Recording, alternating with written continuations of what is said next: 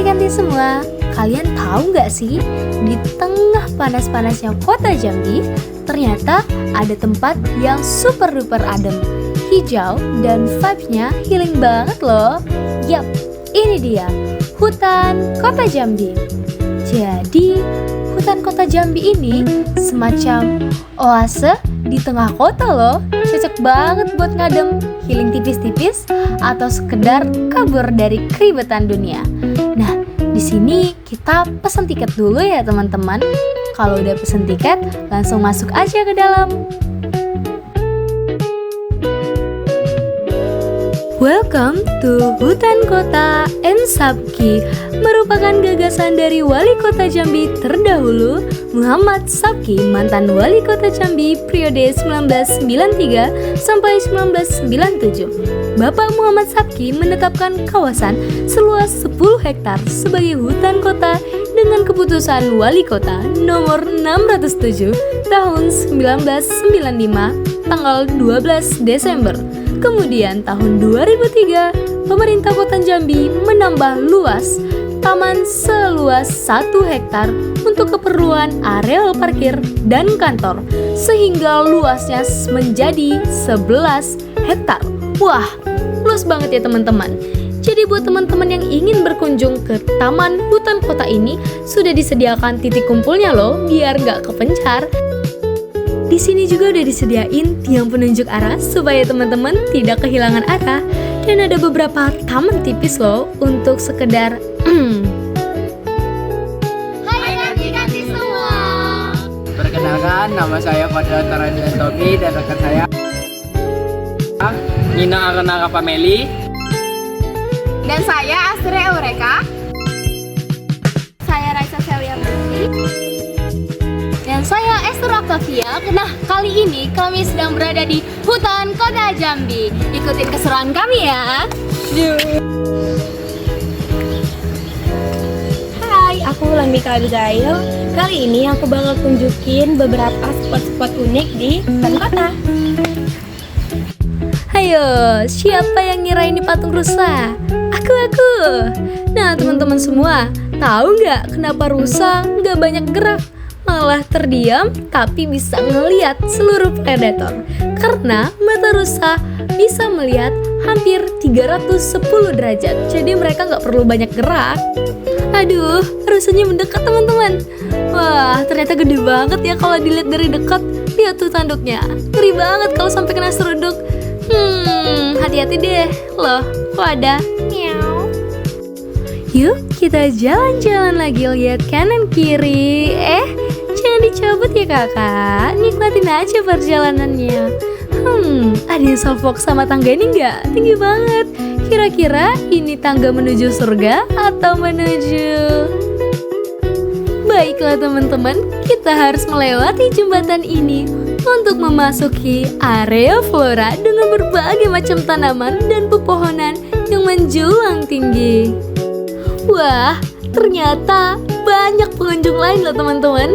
Nah, just for info, tempat ini tuh menjadi tempat wisata edukasi yang bisa didatengin bareng teman, keluarga, pacar, atau sendiri juga bisa kok bagi yang jomblo, sekedar untuk menghilangkan stres, untuk belajar lebih banyak. Jalan sendiri aja bang, butuh gandengan gak? Nah, kita harus waspada akan sekeliling kita karena ada monyet teman-teman. Nah, monyet-monyet di sini tuh berkeliaran bebas banget. Jadi masih alami banget ya. Mereka nggak terkurung loh teman-teman. Tapi tenang aja, monyetnya nggak bakalan ganggu kita kok kalau kita nggak ganggu monyetnya. Nah teman-teman, Mimin sudah mulai capek untuk berbicara. Mending kita dengerin informasi dari narasumber kita. Check it out. Lagi bersama saya Octavia Karolina Tambah. Nah teman-teman semua, di sini kita kedatangan narasumber yang sangat berperan dalam pengelolaan hutan kota Jambi ini. Kalau boleh tahu saya berbicara dengan ibu siapa? Saya dengan Ibu Desi Yuda sebagai Kepala Unit hutan kota, dari sebelah ini Pak Ahmadi sebagai Kasubag UI UPT Hutan Kota. Baiklah Ibu, kami ingin bincang-bincang dan tanya-tanya nih Bu tentang hutan kota.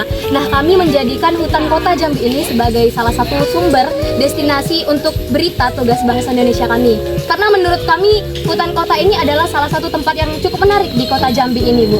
Karena di tengah-tengah kota ada hutan begitu. Nah, kalau boleh tahu manfaat apa sih yang bisa kita dapat dari hutan kota ini Bu? Oke, terima kasih. Pertama perlu kita syukurin karena pemerintah Kota Jambi memiliki aset yang luar biasa. Salah satunya adalah hutan kota Muhammad Sabki Kota Jambi. Adapun fungsi utama hutan kota, fungsi utamanya adalah sebagai konservasi keanekaragaman hayati. Karena memang seperti yang kita ketahui di sini tumbuh beberapa macam jenis pohon dan beberapa pohon yang sudah mulai masuk langka di yang ada saat ini. Salah satunya adalah pohon durian. Ini di hutan kota ini ada lebih kurang 300 pohon durian dan itu memang sengaja kita tanam. Jadi untuk pelestarian, karena pohon durian ini merupakan pohon yang sudah mulai langka dan ini adalah pohon endemik Provinsi Jambi. Durian itu kalau adik tak tahu itu yang sering digunakan sebagai bahan untuk pembuatan konsen pintu, ataupun kalau zaman dulu itu sering digunakan untuk tiang-tiang rumah yang berpanggung yang di sungai yang sering kena banjir, karena pohon itu makin kena air makin kuat. Nah, itu yang pertama fungsinya adalah konservasi ya, untuk pelestarian keanekaragaman hayati di Kota Jambi.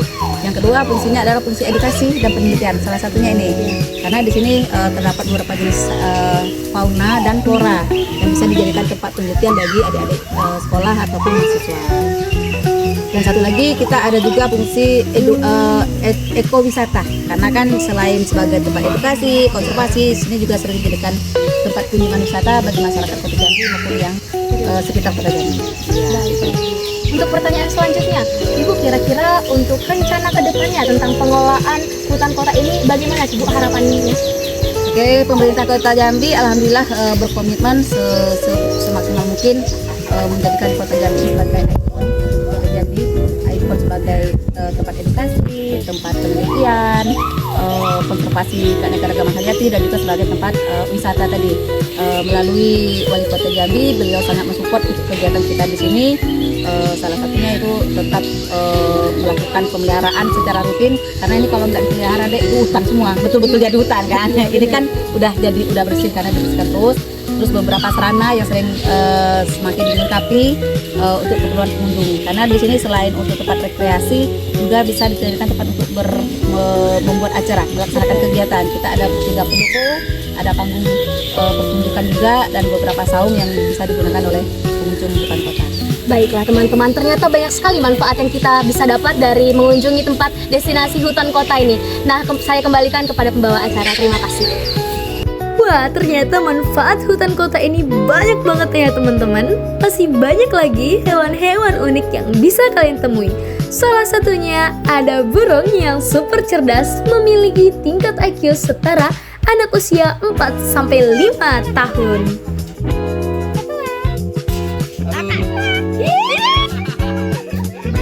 Setelah berkeliling, pastinya teman-teman lelah. Jangan lupa kita main air loh teman-teman, untuk merelaksasikan tubuh.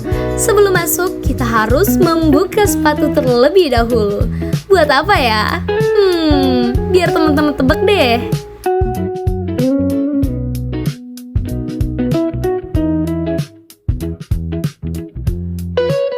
Nah lo, udah ketebak belum? Langsung aja kita dengarkan. Ngapain sih? Hai. Jadi di hutan kota itu juga tersedia terapi ikan. Nah, yang kayak kami cobain sekarang. Rasanya tuh cekak-cekit, kayak geli-geli digigit-gigit ikan kecil. Tapi ada sih sebagian ikannya agak lumayan besar. Halo guys, manfaat dari terapi ini juga ada loh, yaitu yang pertama mengangkat sel kulit mati, yang kedua menghilangin stres, dan yang ketiga apa no? Memberikan rasa relaksasi. Ya. See you the next video. Halo semuanya. Kami akan mewawancarai abang yang kerja di sini. Bang, apa tuh? Kami mau nanya. Bukanya dari jam berapa ke berapa, Bang? Kalau kita buka dari setengah 8 sampai jam setengah 5. Harga tiketnya, Bang? Untuk harga tiket dewasa 8.000, anak-anak 5.000, untuk hari libur dewasanya 10.000. Iya. Kalau untuk penyewaan pendoponya itu dari harga berapa, Bang? Kita dari 350 ada, 400 ada, 250 ada, sama 225. Itu sepuasnya. Dari pagi sampai sore. Tapi tutup. Iya. Makasih, Bang. Oke, sampai di sini dulu. Tanya-tanya. Dadah.